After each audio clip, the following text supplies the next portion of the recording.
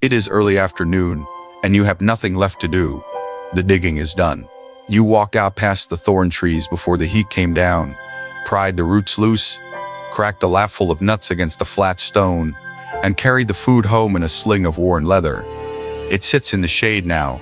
The children are playing somewhere close by, and the rest of the day is yours. No clock tells you the day is only half spent. No one is waiting on a second shift. For something like 90% of the time human beings have existed on this planet, an afternoon exactly like this one was not a holiday.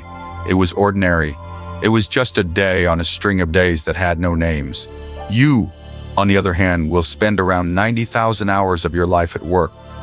Someone living the way every single one of your ancestors once lived would have struggled to even picture that number, and this is not a romantic guess.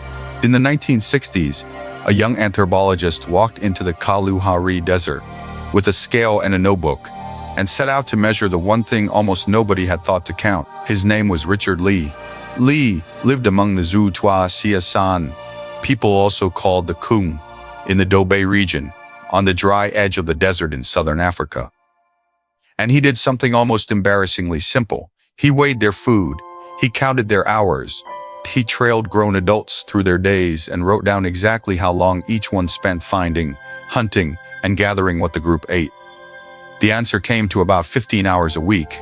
15, not a day, a week. 2, sometimes 3 days of what you would call work, and the rest of the time given over to something else entirely. A few years earlier, at a now famous 1966 gathering of scholars called the Man, the Hunter Symposium, the anthropologist Marshall Sahlins had been turning findings like this into an argument that detonated quietly across his whole field. He called hunter-gatherers the original affluent society. His point was sharp. There are 2 roads to affluence: produce a great deal or want very little. Your world took the first. Your ancestors took the second and reached the same place for a fraction of the effort. Hold on to that 15-hour number, because it is real, and it is also not the whole truth. And the space between those 2 facts is where the actual story lives. First, picture the day. Wake when the light does. There is no reason on earth to wake sooner. The band you belong to is maybe 20 or 30 people, nearly all of them kin, every one of them known to you since the day you were born. Some mornings you go out for food, some mornings you simply do not, because a cousin brought back plenty yesterday, and today you would rather stay in the shade. That choice is entirely yours. No one docks your pay. There is no pay. When you do go, the work is not suffering. It is a long walk with people whose voices you love, reading the sand for tracks, prying tubers from the ground, filling a sack with mungongo nuts, which are oily and rich, and keep for months. The men may be gone longer, hunting with small poisoned arrows, and they often come home with nothing at all. When one of them does bring down a large animal, something peculiar happens. The whole camp teases him. They mock the kill, call it scrawny, joke that he has dragged home a bag of bones. Lee wrote about this. The insult is deliberate. Keeps a good hunter from thinking he is better than anyone else, because in this world, no one is allowed to rise above the group. By early afternoon, usually you are home, and then the hours simply open. You lie in the shade through the worst of the heat. You mend a digging stick slowly because nothing is chasing you. You take apart a small quarrel between 2 relatives. You wander to the next camp to see who is there. You hold a baby that is not yours. Someone is always talking. Someone is nearly always laughing. Work and rest are not 2 separate rooms with a door between them. They spill into each other from dawn to dark now. The catch. That celebrated 15-hour figure counted one thing and one thing only: getting the food. Did not count cracking those stone-hard mungongo shells, or cooking, or carrying water, or collecting firewood, or repairing tools, or the endless quiet labor of minding small children. Add all of that back in, and the honest total climbs. Later researchers put it closer to 40 hours a week, sometimes more. Sahlins drew critics, and on the arithmetic alone, they had a real point. But here is what almost all of them missed. They were fighting over the size of the number. They should have been staring at the wall, because you live with a wall your ancestor never knew. On one side of it stands work, the hours you are paid to get through. On the other side stands free time, the hours you buy back with the paycheck. 2 countries, A fence running between them and a gate you pass through twice every day. That fence is the invention, not leisure itself, but the fence that cages it. Azutuasi had no such fence. This is the idea. The anthropologist James Sussman, who has spent years among them and written about their world, keeps circling back to their labor was not walled off from the rest of living, so it could not be escaped into leisure because there was no cell to escape from. Cracking a nut while trading gossip in the shade is not work, and it is not free time. It is only an afternoon. Notice what the question behind all this quietly assumes. What was their free time like? The words take for granted a line between laboring and living. But and for almost the entire human story, that line was simply not there to draw.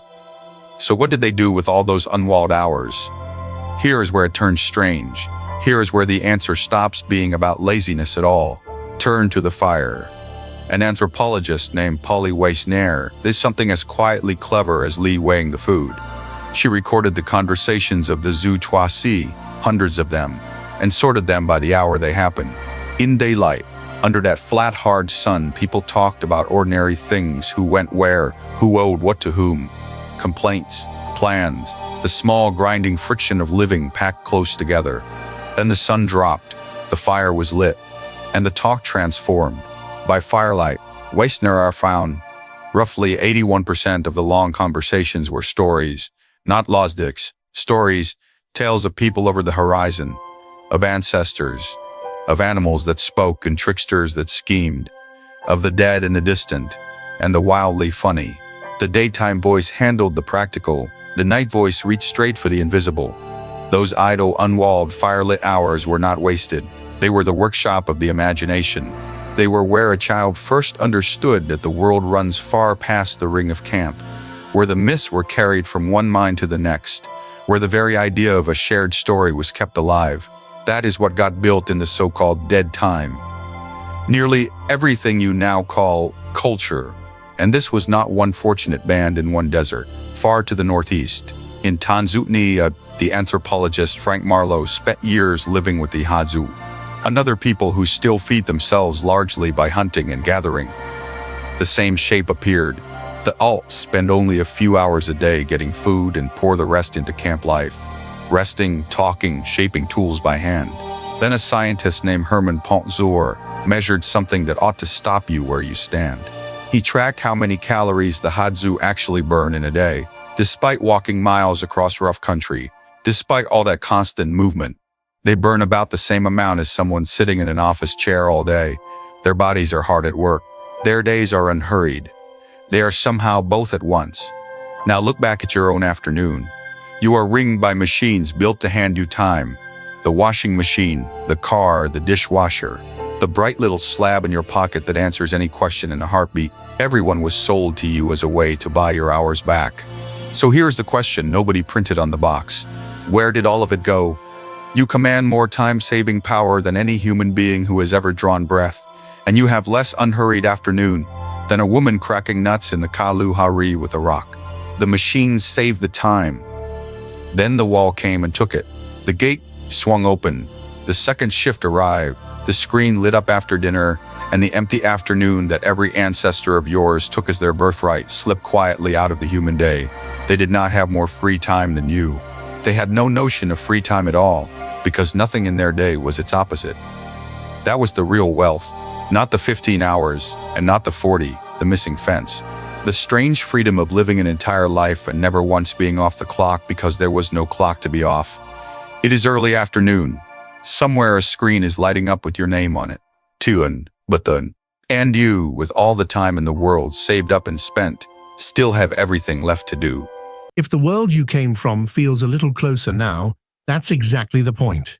Subscribe, and every week we'll uncover another piece of who you used to be.